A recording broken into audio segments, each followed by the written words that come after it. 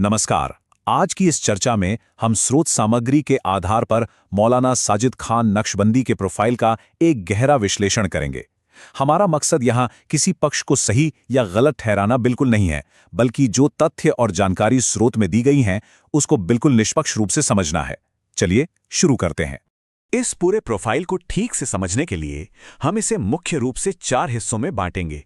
सबसे पहले विद्वान का परिचय, फिर उनका प्रमुख लेखन, तीसरा उनकी ऑनलाइन गतिविधियां और आखिर में उनकी आलोचना और सांप्रदायिक संदर्भ। तो चलिए सबसे पहले बात करते हैं पहले हिस्से की, यानी इस विद्वान के बुनियादी परिचय की। स्रोत सामग्री में उनकी वैचारिक पहचान को बिल्कुल स्पष्ट किया गया है। वो देवबंदी विचारधारा से जुड़े हैं और खुद को अहले सुन्नत वल जमात के प्रतिनिधि के रूप में पेश करते हैं। देखिए, किसी भी व्यक्ति के सार्वजनिक जीवन और उनके कामों को समझने के लिए इस बुनियादी सोच को जान लेना बेहद जरूरी हो जाता है। अब अगर उनकी भूमिकाओं की बात करें तो स्रोत उन्हें 3 अलग-अलग रूपों में देखता है। पहला एक आलिम दीन यानी धार्मिक विद्वान, दूसरा एक मुसन्निफ यानी लेखक और तीसरा एक मुनाजिर, जिसे हम आम भाषा में सक्रिय बहसकर्ता कह सकते हैं। यानी एक तरफ उनका गहरा एकेडमिक काम चलता है तो दूसरी तरफ वो सार्वजनिक मंचों पर भी काफी मुखर रहते हैं।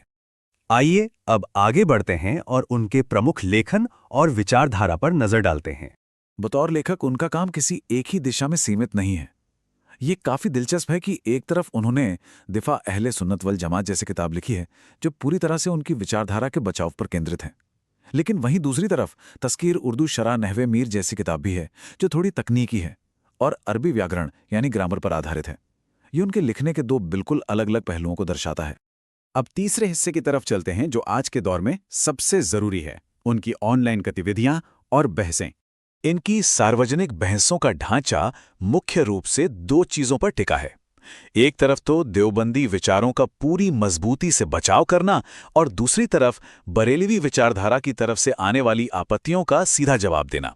ये तरीका इन दोनों खेमों के बीच चलने वाले लंबे संवाद या यूं कहें कि वैचारिक टकराव को काफी हद तक स्पष्ट कर देता है। और स्रोत सामग्री बताती है कि इस काम के लिए आधुनिक तकनीक का खूब इस्तेमाल किया जा रहा है। अपने अकादमिक विचारों और बहस के वीडियोस लोगों तक पहुंचाने के लिए फेसबुक जैसे प्लेटफॉर्म का सक्रिय रूप से प्रयोग होता है। मतलब अब धार्मिक चर्चाएं सिर्फ मदरसों की 4 दीवारी तक सीमित नहीं रह गई हैं, बल्कि सोशल मीडिया के जरिए ग्लोबल लेवल पर पहुंच रही हैं। चलिए अब इस चर्चा के आखिरी और काफी अहम हिस्से पर आते हैं, आलोचना और सांप्रदायिक संदर्भ। यहाँ एक बात जो सच में ध्यान देने वाली है वो ये कि उनके विरोधियों ने उन्हें किस तरह से देखा है। खास तौर पर बरेलवी विचारधारा की तरफ से उनकी काफी कड़ी आलोचना की जाती है।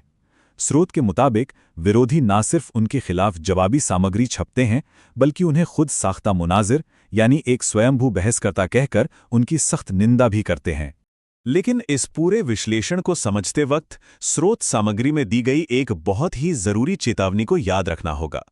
वो ये कि इंटरनेट पर इन शख्सियातों के बारे में जो भी जानकारी मौजूद है वो अक्सर एक बहुत ही गहरे सांप्रदायिक संदर्भ में पेश की जाती है। एक तरह से ये डिजिटल प्लेटफॉर्म्स पुराने ऐतिहासिक विभाजनों के लिए एक एको चेंबर बन जाते हैं। तो अंत में ये पूरा विश्लेषण एक बड़ा और गहरा सवाल छोड़ जाता है। क्या आधुनिक युग में सोशल मीडिया इन ऐतिहासिक सांप्रदायिक बहसों को और ज्यादा हवा दे रहा है?